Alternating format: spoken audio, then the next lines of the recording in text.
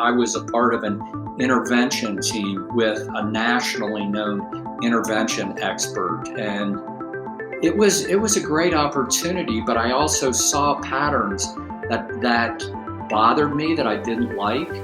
One pattern of what interventionists do that can potentially re-traumatize the family.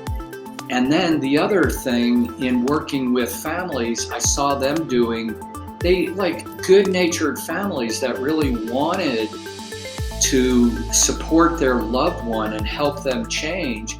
They didn't really know how to do that. Thanks for tuning in to the Elevation Recovery Podcast, your hub for addiction recovery strategies, hosted by Chris Scott and Matt Finch. My approach is instead of just looking at the individual, I look at both the individual and the family. And so I've done some family stuff that I think has been pretty unique and kind of walked people into more, paying more attention to nutrition, just good food and amino acids, and kind of so the whole family can be healthier, that's the whole system. Yeah. Cause it is a system.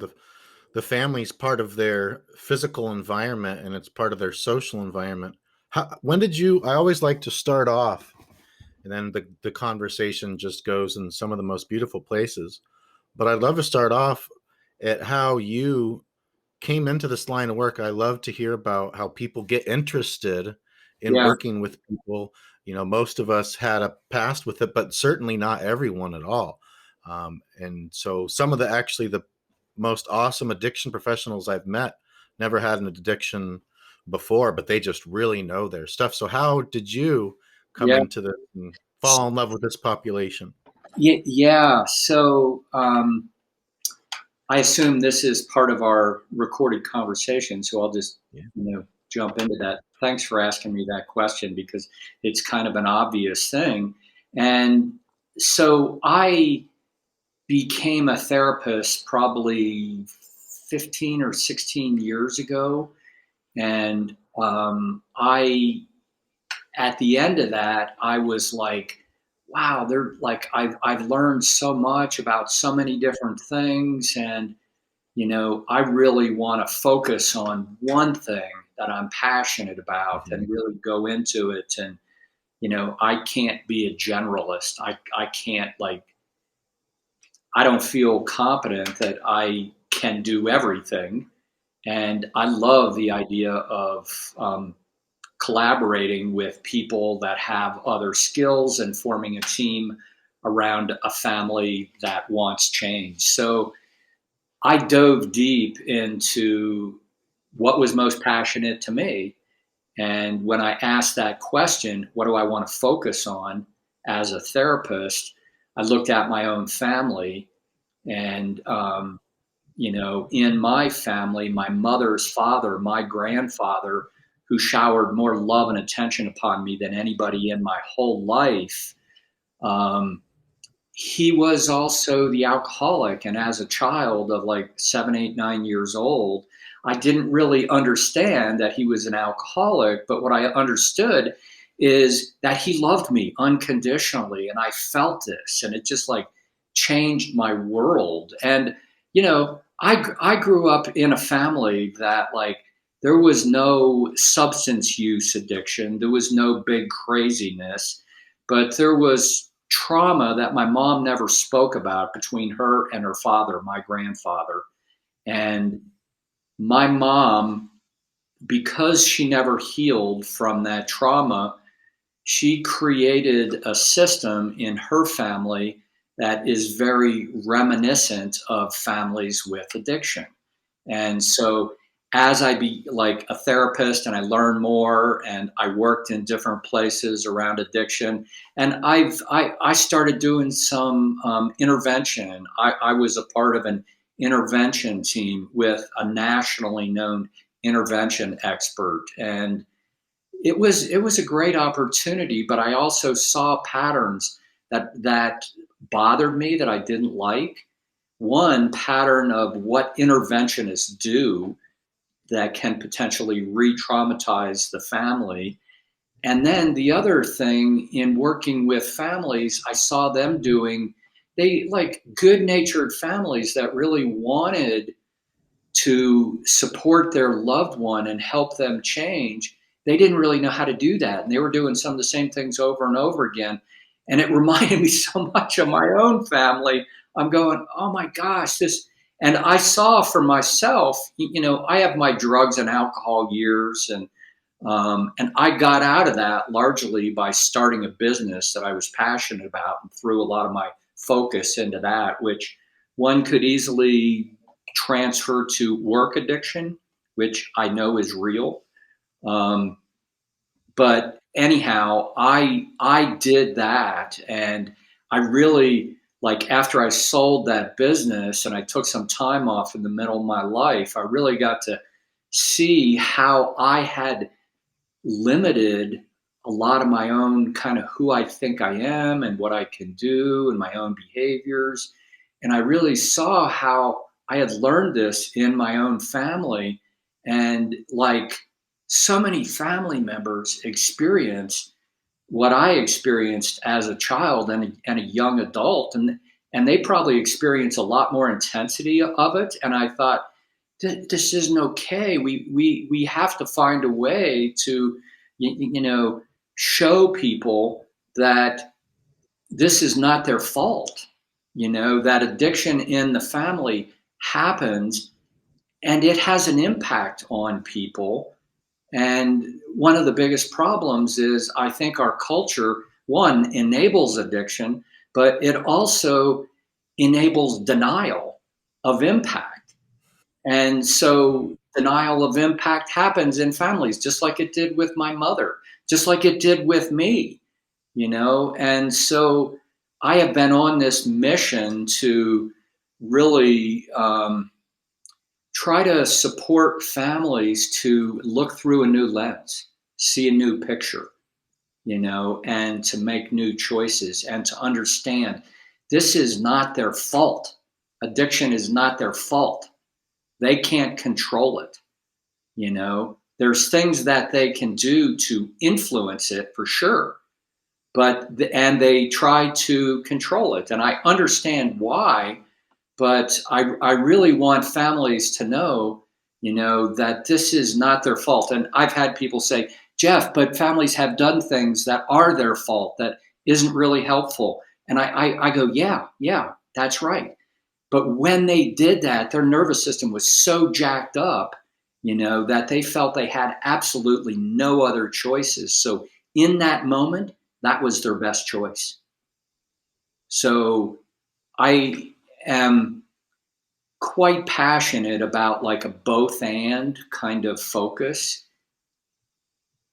with addiction, meaning the whole family system, but then the individual that has the biggest problem, the addiction. And there's been chaos and harm come out of that, and all kinds of behaviors that we know about that align with addiction.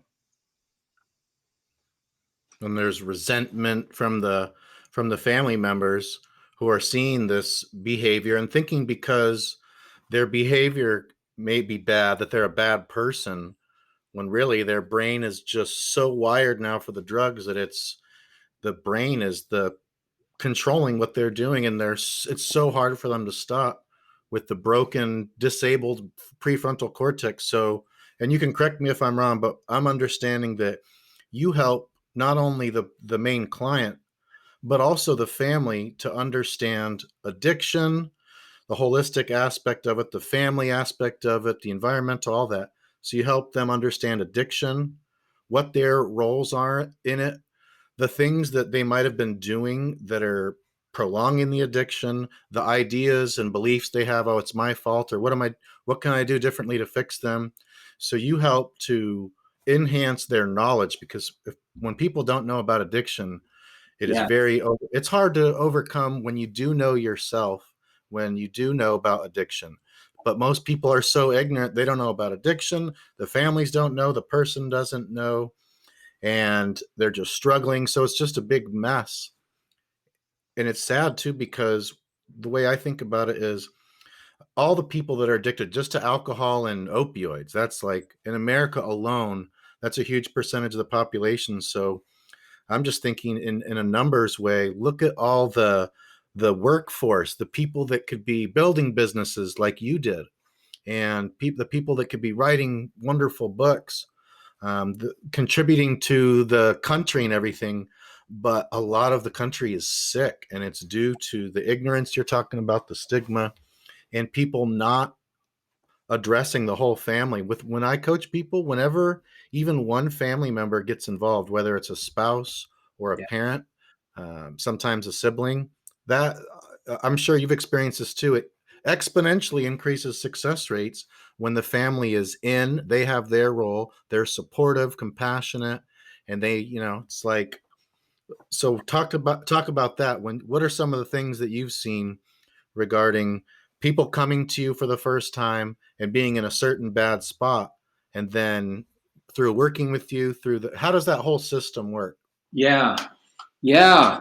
Well, thank you for the question. And it's complicated and it can be convoluted because when people come to me, they're at various stages. And, generally what I've seen um,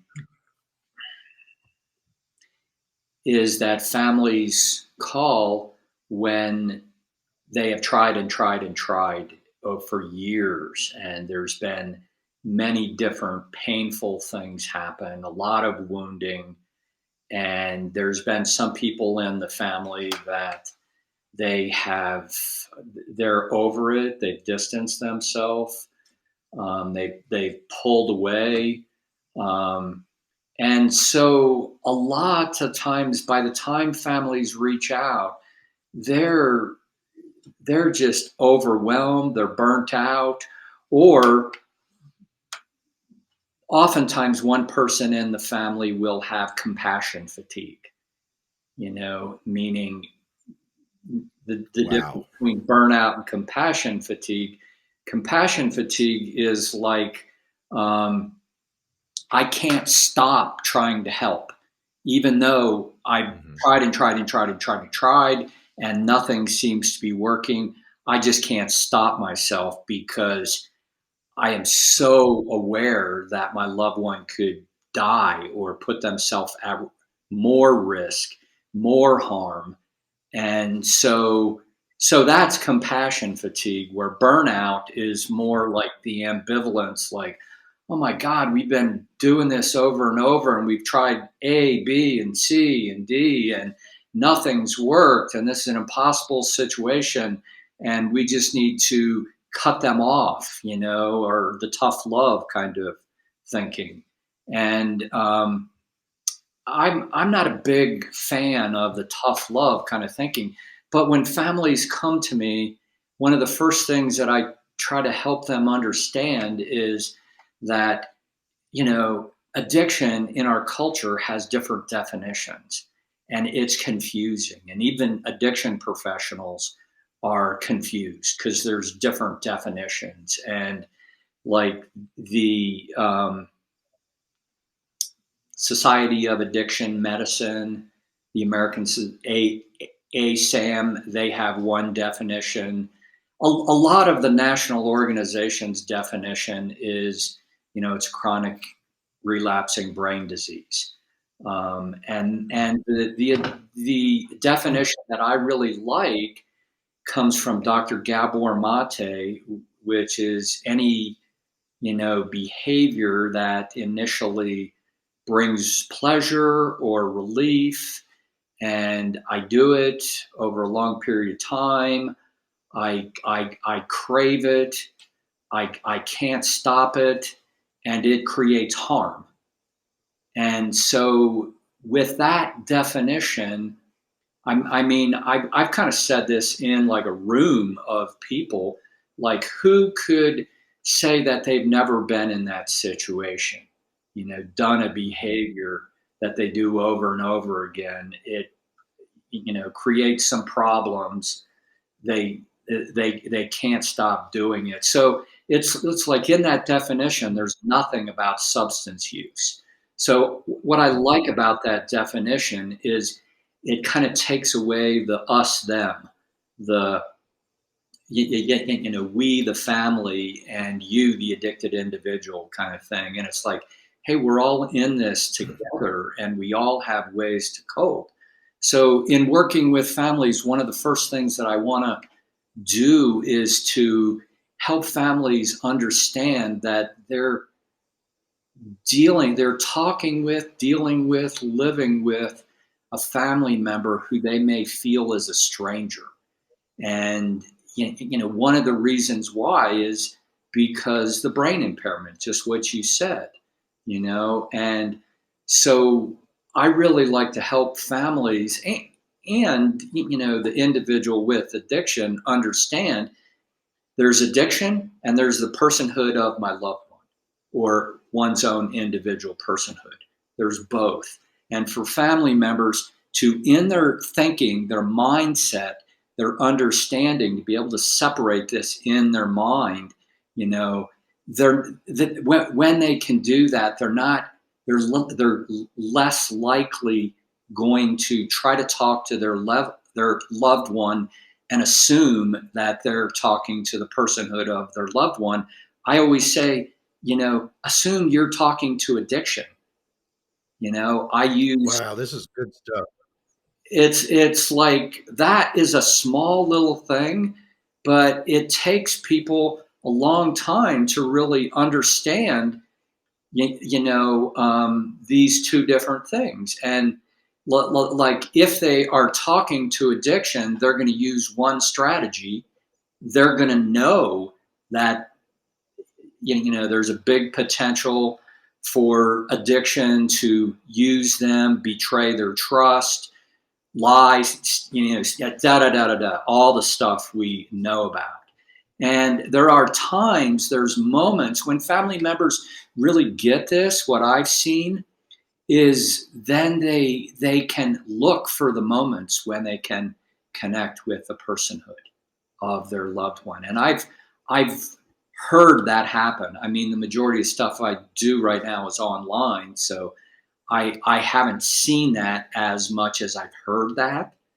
But when that happens, family members, they really feel that connection within themselves, that they have this thread of connection to their loved one. And it's like that they come alive with that. And it's the relationship. Families have leverage with the relationship. As like the Johan Hari video, the opposite of addiction isn't sobriety, the opposite of addiction is connection. Well, so families, they have 100% ideally control over their own connection. That's their responsibility. So instead of trying to convince someone else to do something I want them to do, like, hey, I want you to listen to me. I want you to connect with me. I want you to go to this treatment or that treatment or whatever. The first step is like, let's connect. And then actually before that, the first step for the family member or someone outside of addiction or the individual with addiction, the first step is I need to calm myself down. I need to breathe. Like if I go into a situation and I'm all activated and my nervous system is all jacked up and I'm in fight or flight, that's what I'm going to do. I'm going to fight or flight kind of thing. And if I can calm myself down, and so what I try to let family members know, the first step is calm yourself down. Be clear about your mindset. There's a good chance you're going to be talking to addiction, not your loved one. Your loved one may show up and then you can go in. But until then, you're in this polarized conversation with addiction. That's really, I was really looking forward to this interview because given the length of time you've been doing this and given some of the mutual people we know, I just knew I was going to learn some really cool stuff. I've never heard of anyone put it that way. And it kind of reminds me of thinking of it like the archetype of an addict, right? The archetype of the addict. And when you get that, they're lying, they're stealing, they're cheating, or you just can never trust them. But then there are those glimpses where you can really tell that's that person's that their true self. That's and my co-host and I, we even really don't like the words addict and sobriety. And it's like addict, alcoholic's a bad enough word, but the word addict, right? Oh, it just sounds like there's more to this person than they're just an addict. That is Yeah. that's naming, it's like naming them by the life issue they're currently experiencing right now that they haven't figured out how to handle. And this is very topic I want to go into too, because it's easy for me to even think back to when I was like, my uncle was an alcoholic and a drug addict back then, right? He was a person that came back from Vietnam after getting Dear John'd. As soon as he got to Vietnam, Dear John, and you know what the people went through back then. So he came back, he was just totally addicted to heroin and everything. This guy had mental health and substance use disorders, comorbidities, hardcore. Died in a dirty hotel room with a needle stuck in his arm with an overdose when he was 40 years old. And the last time I saw him, my dad and I had taken him out to lunch. It was my dad's brother. I was 13. We went to a taco shop, and the way he was eating this bean tostada he was just like, rah, rah. It was totally disgusting. I felt really embarrassed, and I judged him like, what a pathetic, not knowing any of the stuff that he had gone through. Yeah. And then all of a sudden, I was that same person with mental health and alcohol. And there were lots of people, even friends and family, that were looking at me just like that. Like, man, what is he doing? He's such an idiot. Even after I cleaned my stuff up and became a counselor, started working at an opioid treatment program, 6 months, a year into working there. And I'm looking at some of these people, and I'm even noticing myself not really like, well, yeah, I was judging them. I was going, oh man. And I used to be worse than most of those people. So I had to catch myself real quick doing that. Even someone that's a certified drug and alcohol counselor, I noticed myself looking at their behaviors and listening to the lies and starting to think that was them. But it was me talking and looking at addiction, like you said. When I love that, to be able to teach families that, because that one tip that you've provided alone can be very helpful, as well as having conversations when you're in a parasympathetic nervous system response rather than the fight or flight, to where your adrenaline, cortisol, is noradrenaline's going crazy. So you're arguing, you're defensive, you're attacking. You don't want to hear the other person, but from a heart-centered, relaxed place. It reminds me of this one great book called Crucial Conversations. Had really good tips on there. That's probably a pretty common one for therapists to, but yeah, your turn. So I don't want to take too much time. Yeah. Well, Matt, I love what you're saying here. One, you first started talking about the addiction language, and it's like, for me, a lot of the addiction language in treatment centers with addiction professionals, like, which I know is changing. It's slow, but it's still pretty shaming language, and like what you were saying about like just calling someone an addict, and they're more than that. And I know people in AA. I have friends who are AA people and love AA and have like been in it for years. And they have, like, when they say, "Hi, my name's Jeff. I'm an alcoholic," or "I'm an addict," or something like that, I think that's like a reminder to them of that part of themselves that can sabotage them in a heartbeat. Mm-hmm. And so that's how it's helpful. But on the front end meaning before people acknowledge their relationship with addiction, it feels shaming. And I feel like I'm shaming someone else if I call them an addict. So I always use the word individual with addiction kind of thing. And I know for family members, and I've worked in treatment centers where I'm doing a little family group and I'm being asked to, like, I'm going, well, what do you want me to focus on? And they just go, oh, codependency or enabling, and, and have like handouts and worksheets and stuff like that. And I watched what people did when they would receive this language or this worksheet. And it's like, what they would do is they would lean back, arms fold, and they just kind of listen with a slight nod. And the subtext there is, I'll listen to you as long as you have my loved one. But as soon as they get out, we're done here, you know? So that was not building connection, building relationship. The family didn't have ongoing support. And then the family needs ongoing support because,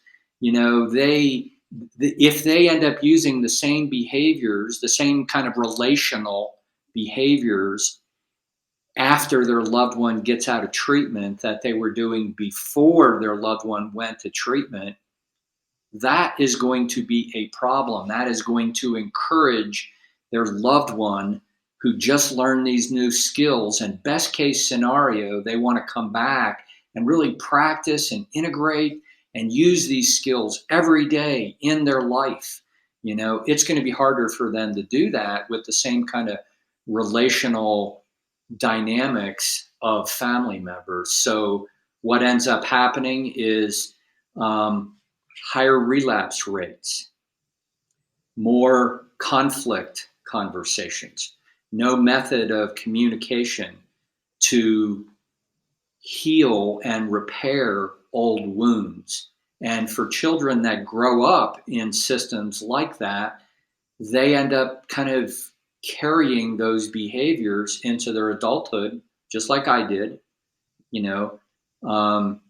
and then they create their own family and the potential for them to do that over again. So I really see the family change as a significant piece that's missing to increase this or improve the statistics of addiction that we have right now. I mean, a couple years ago, when I'd be talking about this, it was like 150 people a day die, because of an addiction related situation. 150 people a day die. That's, like, in my mind, that's a lot, and if families can This start. is not from, and you're not talking about overdose, right? This is something different than overdoses. No, this is just people dying from addiction, and this was a statistic that I got from Facing Addiction. I think it was facingaddiction.org, which that organization has split off, or the funds kind of went somewhere else, or that organization may not even be happening anymore. But the point that I'm trying to make is the statistics of the amount of people that die every day from addiction could be improved when family members have an understanding of what they can do to create conditions in their family that are going to be more in alignment with their goals, or another way to say it is create conditions in the family that are inhospitable to active addiction. And so all families have a different way of being a family together. And just because one person has addiction and they go through a healing process, whether they go to a treatment center or not, they go through a healing process. It's like ideally, everyone changes. And if they don't, then those statistics that I quoted, like from a couple years ago, 150 plus people a day dying, they're not going to change, because when we look at them to change, we look at government, like more funding needs to go here, more funding needs, of course that's important, but for family members to really see that they have some power here and family members actually working together in a community, and understanding that they're not alone, that they're in there with like-minded people who can empathize with them. That is my vision.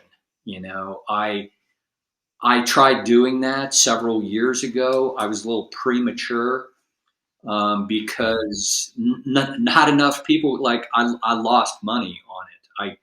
I like, what is it? Build it and they will come, kind of thing. Well, that didn't Mhm. happen. So I learned some things, but I still think that's a beautiful vision, and I think it can happen. I want to share a quick story that's totally about this topic, because I think it'll help to fuse it together and help people that are listening get a good example, because this is really the family aspect. So, in my own experience, 17 years total of addiction, whether it was cannabis or alcohol or opioids or benzos, I went through a lot of different addictions.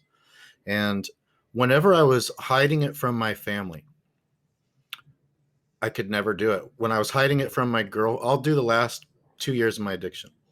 I was hiding it from my girlfriend that I was living with in upstate New York. I was taking Oxycontin and all sorts of other pills. Sometimes I was snorting Suboxone. Back then they had tablets, you could snort it. So I was hiding it from her. I was hiding it from some of my friends. Definitely that I was taking it daily. No one knew I was taking opioids daily. And so my girlfriend didn't know, my parents didn't know. No one knew I was addicted. People knew, everyone knew I took pills time to time. And then moving back to California from upstate New York, I was living with my parents and I was doing heroin. I was stealing my mom's jewelry and I was asking, I needed money to pay a certain bill or something, and or asking for money for gas. And I was going to buy half grams or grams of heroin and I was smoking the heroin. And I had a 1.5-year-old little daughter, baby toddler, Oh, wow. and some of the time I was taking care of her. So just totally, and they didn't even know. They started to look at my behavior going, something is not right. But that addict psyche, the addiction, the archetype of the addiction was so strong, they hardly ever talked to me. And it was that person was running the show because I didn't want to get sick and go through withdrawal. So no matter how much I hid it, hiding it from people due to shame and maybe not really wanting to quit, that just prolonged it for years and years and years. And it just, I lost, molars, and I had horrible credit. I made my life go so downhill for so long. It was only when I was passed out on my parents' couch in the living room that my dad went over to my cell phone, opened it up, because, he was like, something's going on. They knew, found out that I was on heroin and stuff, and like, oh my gosh, saw a text between my heroin dealer and I. And that right there was it was not much longer after that I became totally off, because not only their compassion, their support, but also they had leverage. I didn't have a job, I didn't have a place to live. They could call CPS on me, they could kick me out, they could get cussed. They had the power. Finally, they never had it before. They had so much leverage over me, but it was mixed with understanding, love, compassion, and biochemical restoration. Another family member sent me a bunch of supplements with things to rebuild GABA, dopamine, endorphins. So it was the combination of my family's love and the leverage they had against me, their rules, with another family member's nutrient support to help me rebuild those brain chemicals. And that was finally it. And then fitness. So fitness, faith, and family. Too many people don't tell their families until it's too late. It's like the earlier someone tells someone, the less they're going to feel guilty about it, because that deep guilt and shame from hiding it from your girlfriend or your spouse or your parents, that just, for me, that just propelled the addiction, the shame, the stigma, the just all the guilt from the things that I did. And so I think Yeah. family is one of the most important topics, along with biochemical Yeah. restoration. Yeah. That's a powerful combination, and a lot of people don't use either one of those, Yeah. family or biochemical repair. Right. That's true. I love the story that you just told there, and you know, um, specifically, like early on in the story, I think I heard you saying that your family was starting to get a little bit aware something was off and they didn't Mhm. really know. And, I think that's it. I mean, I'm ideally, I think that is a great time for family members to be proactive and to use what you just said there about love and compassion, Mhm. to be curious and ask questions. Mhm. Questions about, like, hey, I see you struggling over there. Something doesn't look right. Or, your eyes are red. Or like, we used to do this thing together. We used to have this hobby together. We used to have these kinds of conversations. And we haven't had that for a long time. And I'm really aware of it. And the piece that I really want to emphasize there for family members is to emphasize the loss they Mhm. feel about the relationship with their loved one. But, like, going back to your story, I think it's beautiful that your dad, like, when your dad did notice, he got it. Mhm. He talked to you with love and compassion, and then another family member had the biochemical repair kind of understanding to plant that Mhm. seed or open up that pathway for you. And, the biochemical piece of this, I think, is really huge, because that's, like, with normal addiction professionals, that's not the normal way to look at it. The normal way to look at it is just, you know, go to AA meetings every day. If you feel like Mhm. you're struggling, go twice a day, you know? Um, Mhm. and and AA is, like, there's a lot of beautiful things that I love about AA. Um, like, it's all over the world and stuff like that. But AA meetings, from a biochemical repair kind of standpoint, what I've observed is, like, it's like the message is, we don't drink alcohol here, but hey, do you got any smokes? There's a bowl of Jolly Ranchers over in this corner, and in this corner there's a bunch of coffee, and help yourself. And so, as we all know, sugar and caffeine and nicotine, they feed those same pathways Mhm. that, the addiction kind of has exploited over and over and over again. And for someone to not use, they're going to be struggling inside, and, like, I've heard AA sponsors say, if you ever feel like relapse, if you got a relapse, just have Jolly Ranchers in your pocket or something like that, and have a Mhm. couple, and that helps. And it does, boom. But so does glutamine. Having some glutamine in your pocket and opening the capsule and putting it on your tongue, and that will stop a craving in a pretty quick amount of time. So there's a lot of natural amino acids that can really help rebuild the nutrients in the body that the body needs to make the neuro make the brain chemicals that have been depleted by whatever addiction.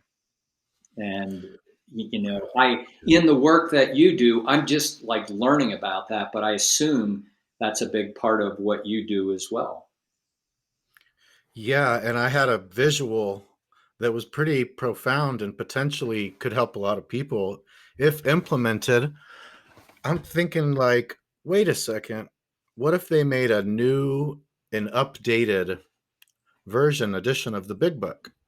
Because the founders, Bill and Bob, they even did studies on things like hypoglycemia and niacin. And so I Right. wonder if they would be laughing in their graves or crying in their graves that in their test, all their tests revealed about 90% of the people they tested that had alcohol use disorder were all hypoglycemic. 90%. Huh, there might be certainly a correlation, but is it a causation? So they were studying this stuff. And then when you go to most AA meetings, They have the simple sugars, the white flour cakes and cookies and cupcakes, and they have the cheap coffee with the chemical creamer, and they have cigarettes and vaporizers. So all of these things exacerbate hypoglycemia and keep hypoglycemia alive. If you're smoking, drinking coffee, and eating sweets, you're going to be hypoglycemic and you're going to crave alcohol. And if you do drink the alcohol, hypoglycemic, it's going to make you feel great, and you're not going to want to stop because it'll just make you go into huge fear and stress. So what if they what if they did a new edition of the Big Book and the one for NA and all of them that just had one little chapter on hypoglycemia, amino acid therapy? Just maybe it could be a 10-15 page chapter. Just put that in there. Yeah. And that's part of maybe like the first step is admitting you're powerless. Maybe step 4 after turning your life over to God came to believe that nutrient repair would help to restore our brain and be a good holistic piece to add to the AA meetings. Oh my God. AA, the connection, the spirituality. Like I used to, there were some really good ones that I went to. I met a lot of great people. It wasn't a place that intuitively I felt I was supposed to be at forever. And I always knew from the beginning there had to be something else. They kept telling me it was the only way to do life when you were as bad off as I was. I didn't believe that, not from the very beginning, despite my mom telling me a bunch. You got to go to AA because her father did, and that's the only way he could quit. Yeah. So the amount of information I got that was all telling me if you don't stay really close to this program, your life's never going to be good. You're going to die. So it wasn't something that I want to do forever, but I learned a lot from it, and it did help me, and I am glad it's there, and I think it's wonderful. But I do think that it's a little bit too dogmatized and kind of cultish. Certain people, not the program necessarily, but just certain people that have kind of embedded the teachings from the book as kind of like a part of their ego, to where if you say things that you don't like about the program, they feel like you're attacking them. Yeah. And so they get, but I think it's wonderful. It could be improved. Maybe one day it will. That would be fantastic. Yeah. I love what you're saying, and I think that could be a wonderful, wonderful addition to like the Big Book, because AA is already so global around the world. Mm-hmm. And I mean, just in the county that I live in, this was probably 3 or 4 years ago. There was like 170 AA meetings that happened every week in the county, and that's like, That's awesome. that's a really big deal. And some of them are, a lot of the AA meetings are very specific to one kind of addiction or one population. So not every AA meeting is going to fit for everyone. But the idea, like, I love your idea of just kind of, adding another chapter and that fourth step or something, kind of. We're in 2021 with the amount of advances in neuroscience and health and wellness and addiction. They can incorporate some of those new things. Yeah. That here in San Diego, there's tons too. I live in San Diego, California. AA I'm not sure the status now. They might be doing them in person again because the governor recently started to loosen up restrictions. I guess there was over 1 million signatures to recall him. So he's like, okay, I better open the state. But yeah, here there's probably hundreds and hundreds in San Diego County.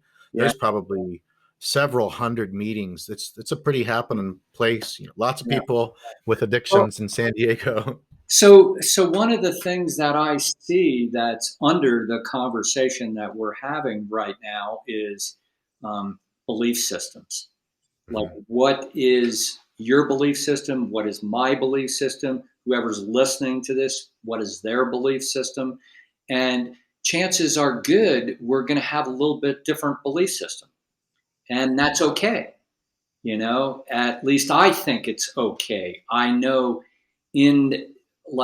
I look at addiction as an addiction disruption. Sure, there's one person at the epicenter of that disruption, but there's a bunch of people around that epicenter that have an impact, and I really, I think it's worth really understanding that addiction has impacted the belief system of all of us.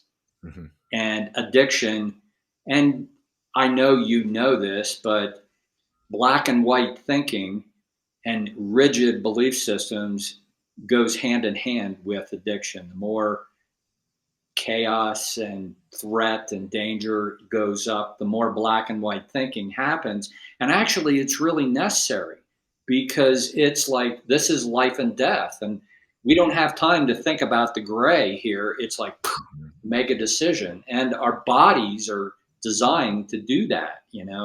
So, but I know a lot of times we don't really look at belief systems, and out of belief systems comes our thinking, and out of thinking comes our actions or what we do. And that's why, like before, when I was talking about separating addiction from the personhood of your loved one, that's a belief, because it challenges, like, thousands of years ago, the belief was that someone in addiction, they were possessed by the devil or something, and then from there, I think the belief system went to, like the morality kind of thing.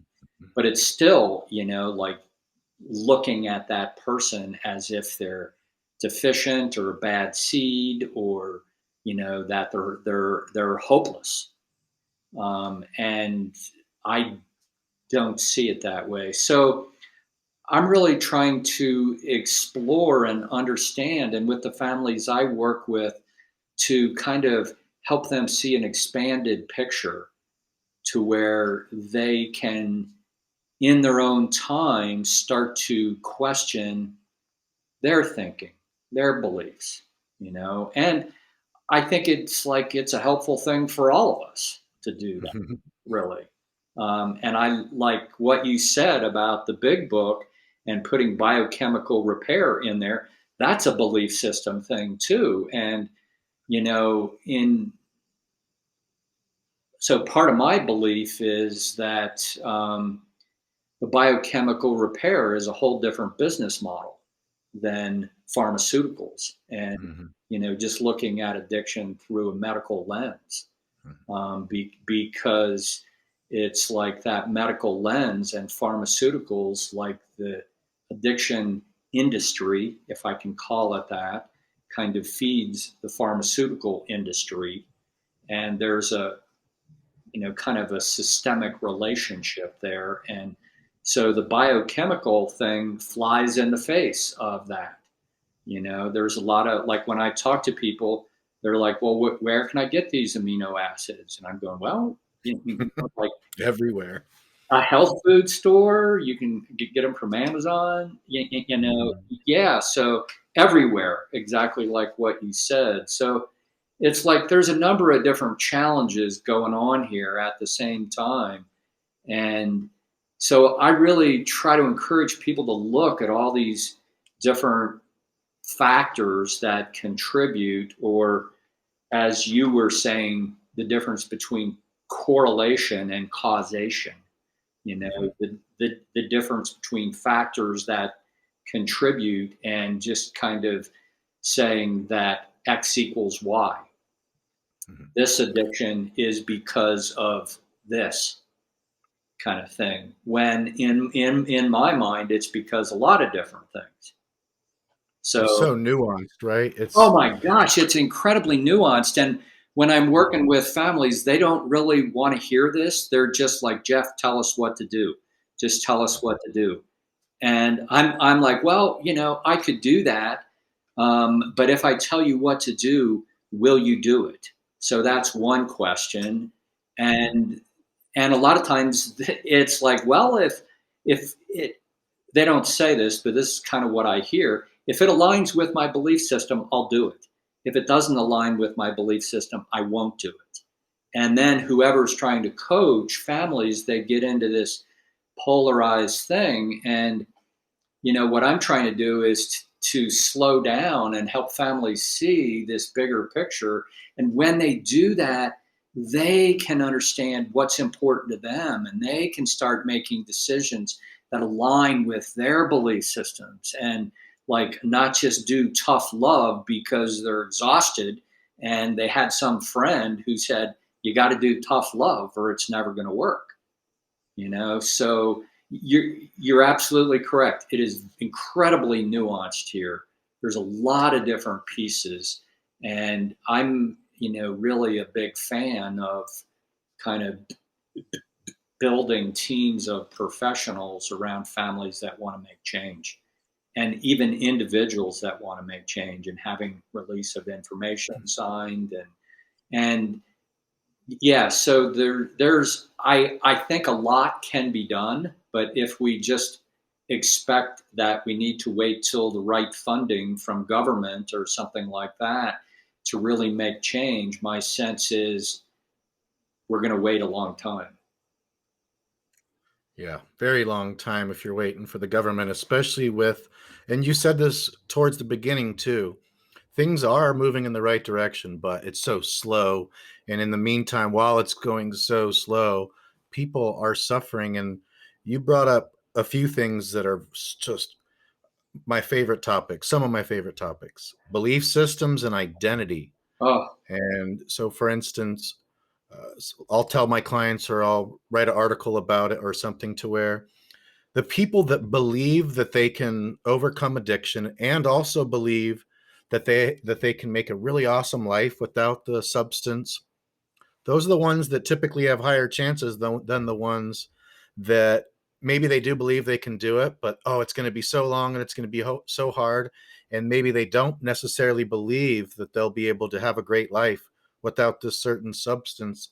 And then in addition to that, with identity, for some people, going to the meetings and saying, hi, my name's Matt and I'm an alcoholic, or hey, Bob, addict, alcoholic, yeah, for a lot of people, that's an empowering identity for them. yeah, For me, it wasn't. For me, an empowering identity, hi, my name's Matt.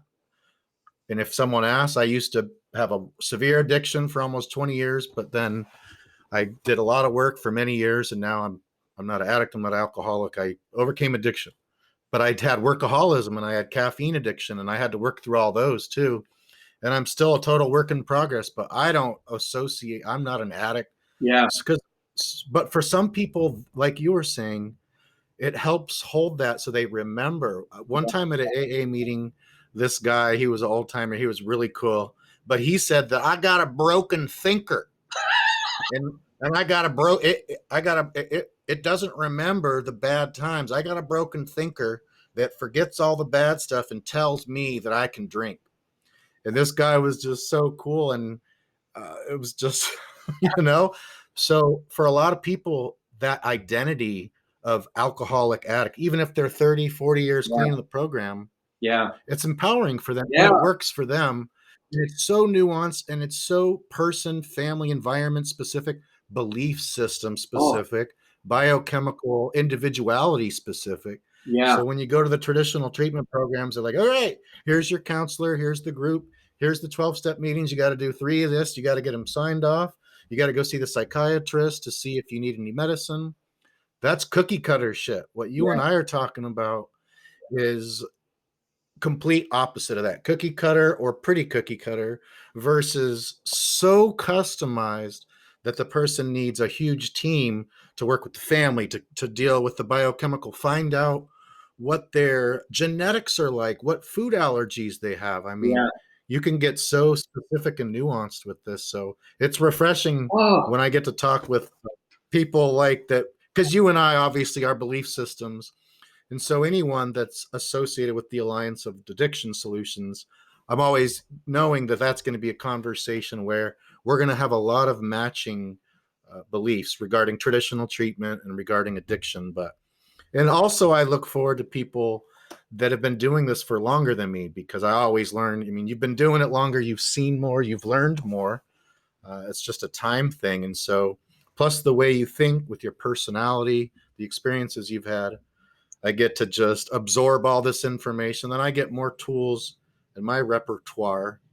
I hate that word, but this has been great. Where can people find you? Yeah. And where can people learn more? Where can people hire you if they want to work with you, etc.? Yeah. So before I go into that, I want to go back to what you were saying about the biochemical Go for it. thing with families, and specifically, families with Irish descent or Scandinavian descent or coastal Indian descent kind of thing.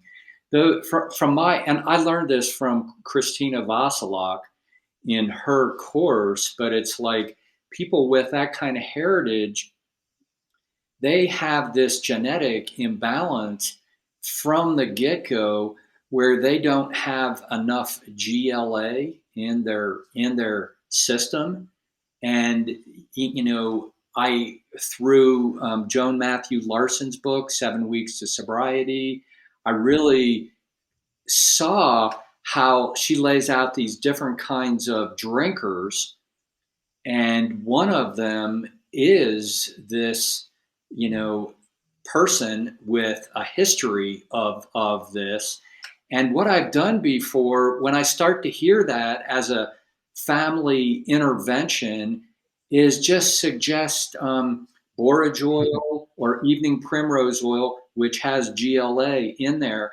And it's just like, hey, we're going to do this as a family. We're going to become healthier. That's what we want. That's our family goal, kind of thing. And when the body starts to get GLA, they're going to want to drink less.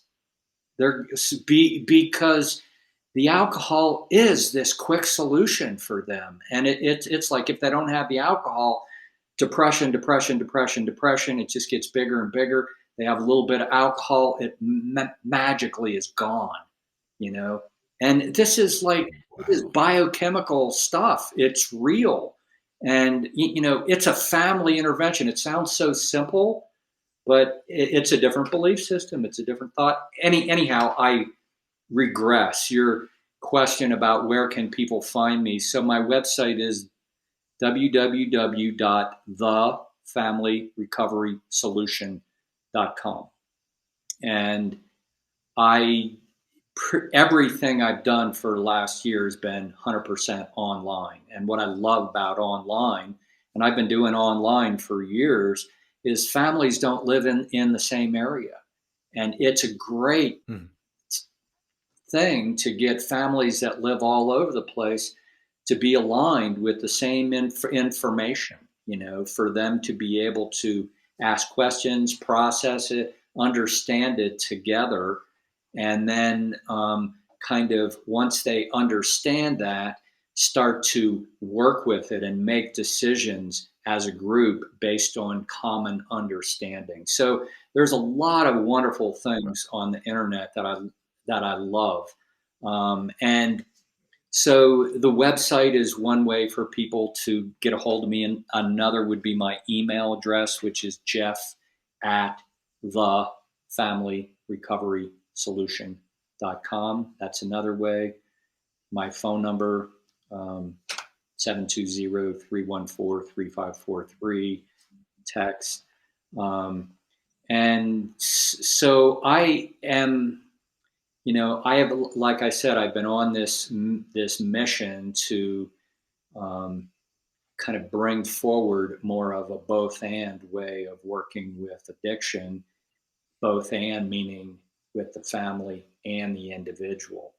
And I really like it when I can be in the family role and there's someone else who's doing the individual work. And, and I've done this with families where I'm playing both roles. And the one that I'm thinking of, happened within the last several months. And I got the person off of heroin with, this big dephenylalanine protocol. And this is what you do, man. So I would love to kind of have that stuff's great relationship. And I did this. I got the person off of heroin, and I was working with them individually once their brain was functioning enough. And it's like I ended up doing dual relationship, consciously doing dual relationship. It eventually Mhm. became a problem. You know, now this young woman who got off of heroin, It's a thin line, isn't it? she no longer trusts me. It's a thin line, yeah. Yeah. Yeah, So it's like it happens. having someone like yourself who works with the Mhm, individual, and you build that rapport and they trust you. It's like that's optimal. And mhm, I'm learning, you know, and my own kind of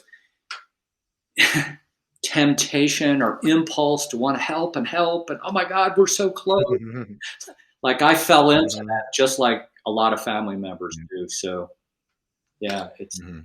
Well, and sometimes it works too, but sometimes it's what's needed, but sometimes it's not, and the only way to know that is to kinda flirt with it and then but yeah, t the teams, I love it, and well, you're also regarding your expertise, you took, Christina Veselak's course on so you're just from that, your understanding of the biochemical aspect of not only addiction, but also recovery, further, uh, kind of background specific things, like, I had never heard that about the Irish, Native American, I think s you said Scandinavian. I have all of that in my genetics. yeah, All of it, and so my family's been plagued for generations with anxiety, depression, alcoholism, yeah, and a bunch even schizophrenia and stuff, and so when I took started to take GLA, it was for dry skin. I had really bad dry skin, and I was, like, looking for things. I was like, "This gamma linoleic acid, omega-6." So I started to take that, and my dry skin went away, but that was years before alcohol came, so important stuff for people to know yeah. big time. You're a wealth of information. Thanks for telling my audience all the wonderful things that you've gone through and all the tips for them. And to the audience, if anyone is thinking about working with Jeff, learning more, I checked out his website and now I've talked to him personally. This is going to be someone that I'm going to be referring a lot of people to because we're like kindred. I can tell that you're another one of the like you're doing your own thing in your own place virtual, but now we're getting this kind of bigger and bigger group. So where I have more referrals to give people and Right. vice versa, and get people directed to the right places, resources, Yeah, whether it's free or they want to spend a little money, because certainly having more resources is always more good resources yeah, is preferable to having little amount of resources, because then with the nuances and the customizations and the belief systems, people will do what feels right for them, yeah. not what the, the world's telling them. But thanks so much, have a great one, we'll be talking again. All right, Matt, thank you so much. I appreciate your inviting me onto your podcast.